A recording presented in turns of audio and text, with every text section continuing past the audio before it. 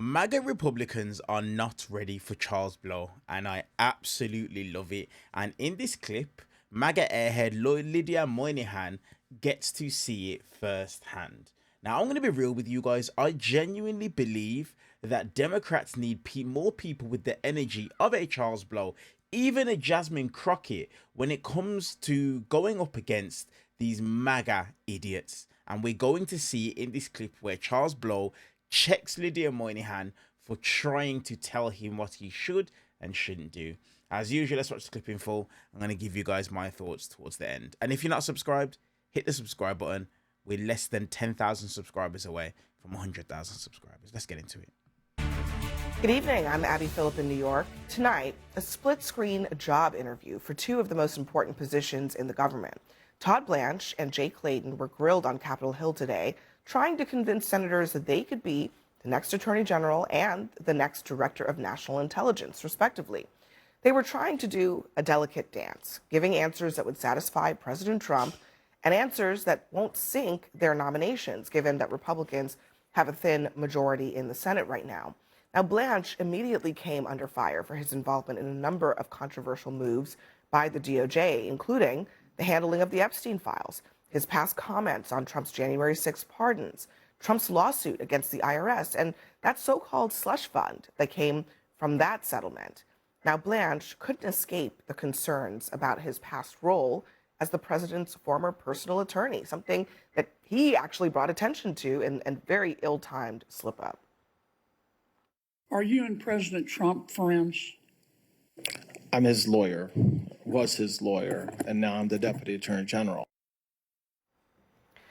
Blanche was also challenged about that $1.8 billion anti-weaponization fund.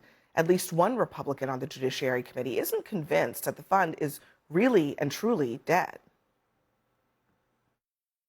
Did Todd Blanche satisfy your concerns about the weaponization fund?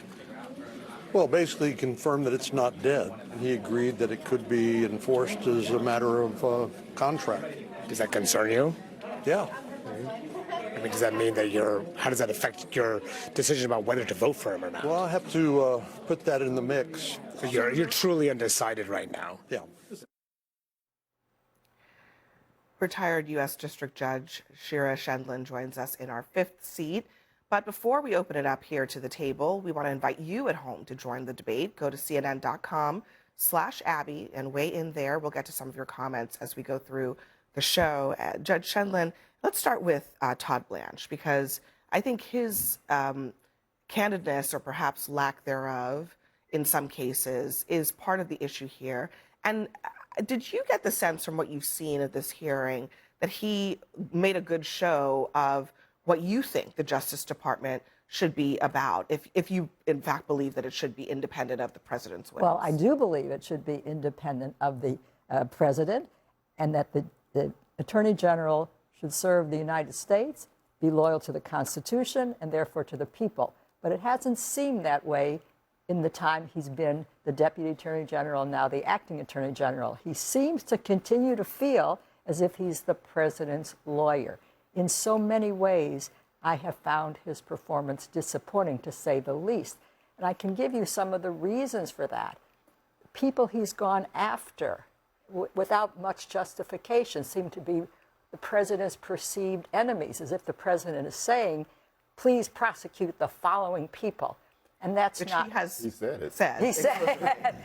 He has, in fact, said that, yeah. Well, he said it directly to Pam Bondi. He said, I want you to do this. But even since Blanche has been there, he seems to have continued that by continuing to go after James Comey for the seashells on the beach, which really doesn't sound like a criminal case to me, to going after certain other people, Tish James, John Brennan, a whole list of folks that seem to be the president's chosen enemy. So that's one thing I would fault him for.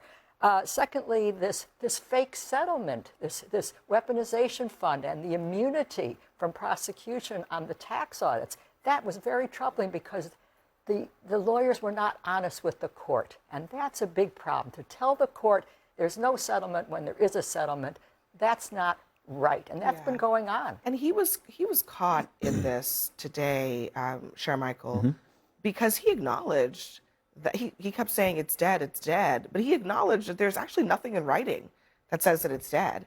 And there's nothing in writing that says that the president, who's the plaintiff, can't try to revive it by basically saying, we have a deal and it's written down here and you said you were going to create this fund. So, I mean, how is he to be believed? And it sounds like John Cornyn, who's going to be a pivotal vote, doesn't believe him. Yeah, look, that's a point of consternation, I think, for the individuals that are tasked with ultimately getting him confirmed. I've been through this process before during the first Trump administration, having a nominee ultimately go before a committee, going through the murder board process, sitting with Dems, sitting with Republicans. And sometimes you do have to make concessions to get your person across the finish line. And I think listening to Manu's question to Senator Cornyn, they may have to go back and put this in writing in order to get his vote. Now, there's a couple ways this could work out. He could ultimately vote to get him out of committee, but then say, I'm not going to vote for him on the floor. And so I think if you're the Sherpa, you have to be very, very careful with not losing votes here. So I'm not sure how this is going to work out, but I think you may have to put this thing in writing and say, look, this is over. This is a done deal. Let me play. This is Jay Clayton. He's the guy that Trump has chosen to become the director of national intelligence. And obviously, Trump has been very clear. He wants that office to now be concerned with his 2020 election conspiracies and so on and so forth. This is Clayton answering questions about just a basic question of fact. Listen. Who won the I'm not, this is like, I'm here to talk about my qualifications. So he won the election. He followed our process, had the most electoral votes, was declared the winner. You refuse to answer a simple matter of fact about the 2020 election. Is that right? No, that's not right. Then answer the question. Who won the 2020 election? I have answered the question. Answer it. What is your answer? I've given you my answer. What is your answer? You refuse to answer a basic question about who won a presidential election, but you asked to lead America's intelligence community? Lydia, that's kind of embarrassing and maybe a little concerning if, intelligence is what he wants to have the job of doing. If he can't just state a fact, how can he do that other job? I mean, he'd been asked, I think, 3 times at that point, and he did mince words. I would have liked him just to say yes and put an end to the discussion. But there's a lot of theatrics at these kind of hearings. John Ossoff got his soundbite, and Republicans kind of do the same thing. They love to ask, what is a woman? And Ketanji Brown Jackson couldn't answer. A lot of people still can't answer that question. So to me, it's theatrics. I do have to say, it's funny. I feel like we've sat at this table so many times and bashed Pam Bondi and Bill Pulte. And I kind of thought maybe people would be glad to have Jay Clayton and Todd Blanche, people who are eminently qualified for these jobs. And I think at the end of the day, it's a question of, do you want Jay Clayton or do you want Bill Pulte? I actually think that the two people that were on the Hill today. Wait, hold on. The two people now, but he couldn't do it. The two people that were on the Hill today. I know you're trying to get a social media clip, Charles, but do you know? I think Savino is trying to talk. I know you're trying to get your social media clip for the gotcha. I answered your question already, but I'm also not here to answer to you. So I'm happy that you told me that because I really appreciate. I'm sorry.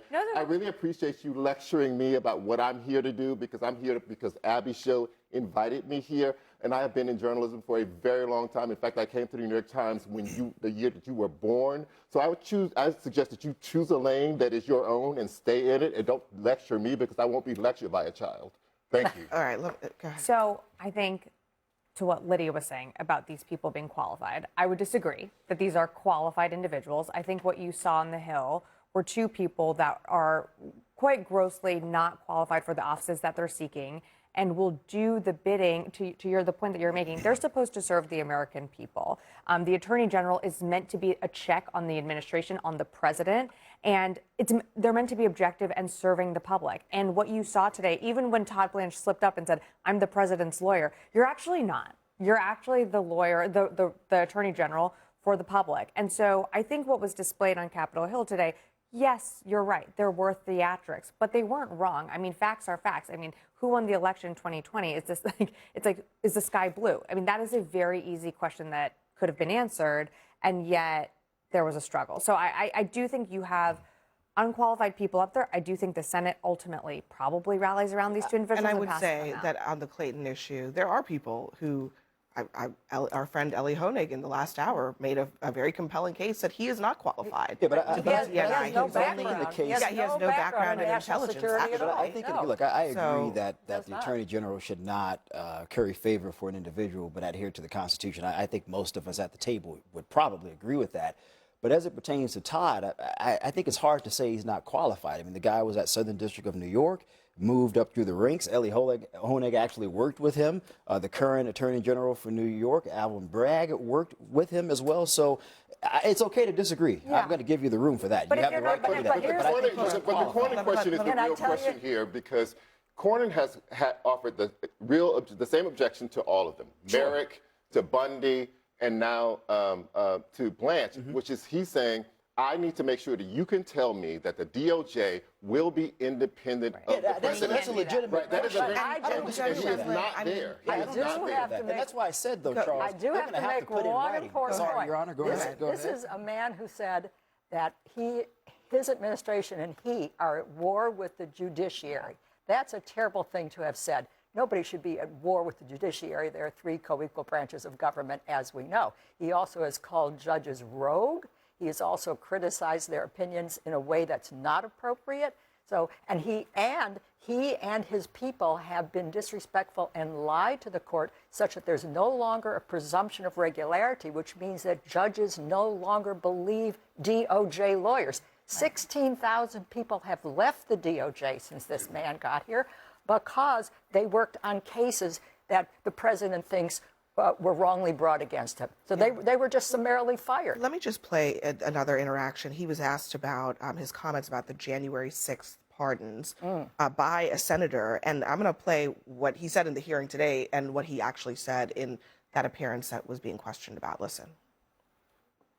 And you've bragged that bringing justice for violent rioters meant that every one of them was either pardoned or had their sentence commuted. Almost everything the senator just said, and he's protected, he's allowed to lie, but almost everything he just said was absolutely false. I wasn't celebrating it, I was merely stating a fact. If you look at what happened to the men and women convicted because of January 6th, by 5 p.m. on January 20th, every one of them was either pardoned or had their sentence commuted, okay? So when folks say you've done nothing, I say you have a very short memory. I don't know. I mean, it does very much sound there that he's defending the decision to pardon these rioters. That's what it sounds like to me. I mean, he tried to thread the needle today by saying that, that it was right to prosecute them, but also not condemning Trump's decision to pardon them. So how do you have it both ways?